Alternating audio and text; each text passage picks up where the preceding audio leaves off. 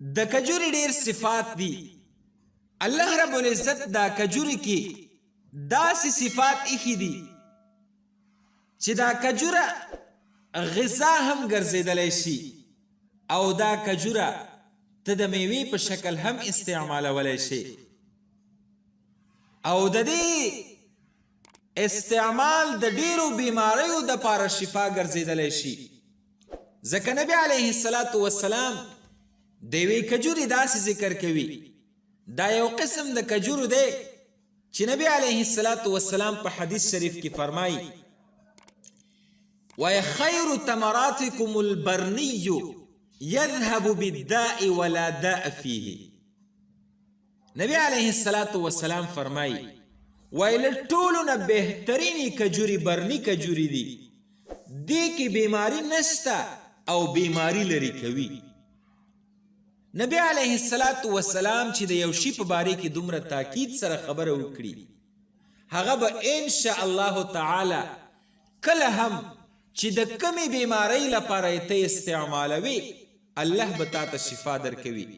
ځکه نه د نبی علیه الصلاة والسلام خبره نشي دروغ کېدلی.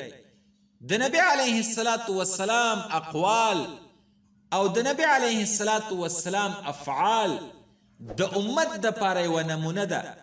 کله چې نبی علیه الصلاة والسلام یو فعل وکړي یو کار نبی علیه الصلاة والسلام وکړي او نبی علیه الصلاة والسلام دغه کار د خپل امت د پاره یوه نمونه شکل کې او د امت د پاره دا کار کله چې امت بیا کوي دته به په دې کې فایده وي. نبی علیه الصلاة والسلام چې په یو شي باندې قول کړی وي او هغه ته یې ښه ویلی وي هغه شی بد نشي کېدلی.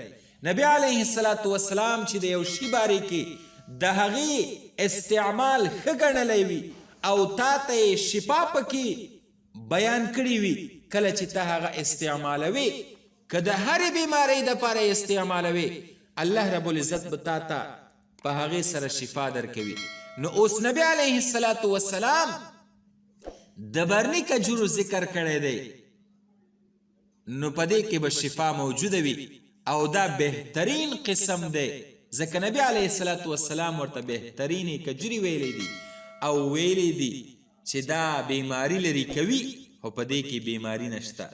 اخرجه الحاکم.